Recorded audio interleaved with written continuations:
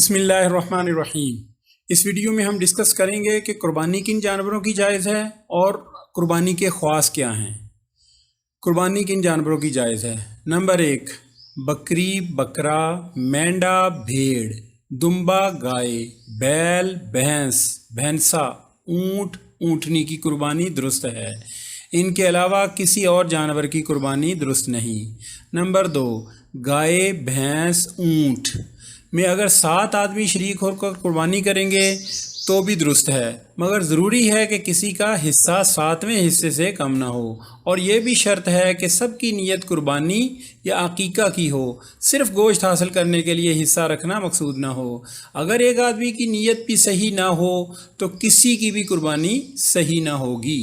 Number 3، کسی نے قربانی کے لیے گائے خریدی اور خریدتے وقت میں نیت تھی کہ دوسرے لوگوں کو بھی اس میں شریک کر لیں گے، اور بعد میں دوسروں کا حصہ رکھ لیا تو یہ درست ہے۔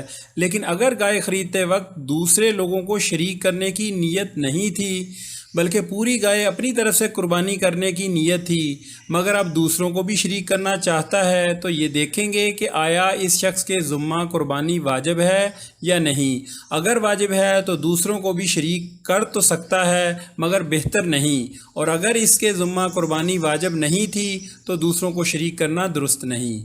نمبر 4، اگر قربانی کا جانور گم ہو گیا اور اس نے دوسرا خرید لیا، پھر اتفاق سے پہلا بھی مل گیا، تو اگر اس شخص کے ذمہ قربانی واجب تھی تب تو صرف ایک جانور کی قربانی اس کے ذمہ ہے، اور اگر واجب نہیں تھی تو دونوں جانوروں کی قربانی لازم ہو گئی۔ نمبر 5، بکری اگر 1 سال سے کم عمر کی ہو، خواہ ایک ہی دن کی کمی ہو، تو اس کی قربانی کرنا درست نہیں۔ پورے سال کی ہو تو درست ہے، اور گائے یا بھینس پورے 2 سال کی ہو تو قربانی درست ہوگی، اس سے کم عمر کی ہو تو درست نہیں، اور اونٹ پورے 5 سال کا ہو تو قربانی درست ہوگی۔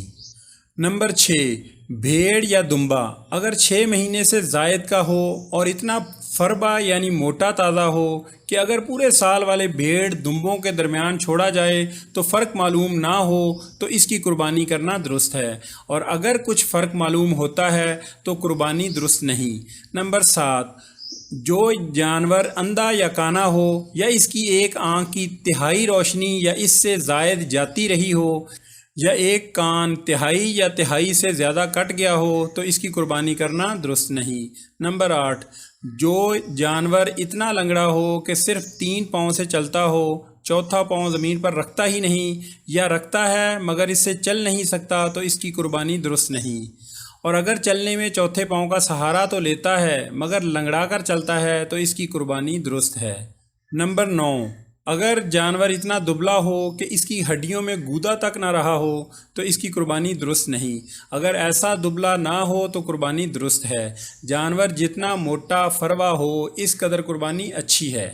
نمبر 10، جس جانور کے دانت بالکل نہ ہوں یا زیادہ تر دانت جھڑ گئے ہوں اس کی قربانی درست نہیں۔ نمبر 11، جس جانور کے پیدائشی کان نہ ہوں اس کی قربانی کرنا درست نہیں۔ اگر کان تو ہوں مگر چھوٹے ہوں اس کی قربانی درست ہے۔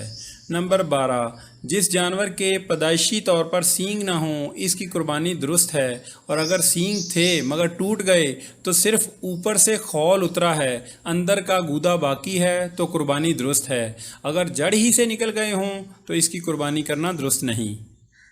نمبر 13، خصی جانور کی قربانی جائز بلکہ افضل ہے۔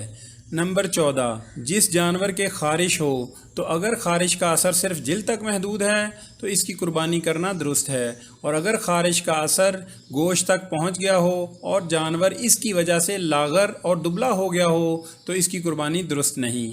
نمبر 15، اگر جانور خریدنے کے بعد اس میں کوئی عیب ایسا پیدا ہو گیا کہ جس کی وجہ سے اس کی قربانی درست نہیں، تو اگر یہ شخص صاحب نصاب ہے اور اس پر قربانی واجب ہے تو اس کی جگہ تندرست جانور خرید کر قربانی کرے، اور اگر اس شخص کے ذمہ قربانی واجب نہیں تھی تو وہ اسی جانور کی قربانی کر دے۔ نمبر 16، جانور پہلے تو صحیح سالم تھا مگر ذبح کرتے وقت جو اس کو لٹایا تو اس کی وجہ سے اس میں کچھ عیب پیدا ہو گیا، تو اس کا کچھ حرج نہیں، اس کی قربانی درست ہے۔ جزاک اللہ خیر۔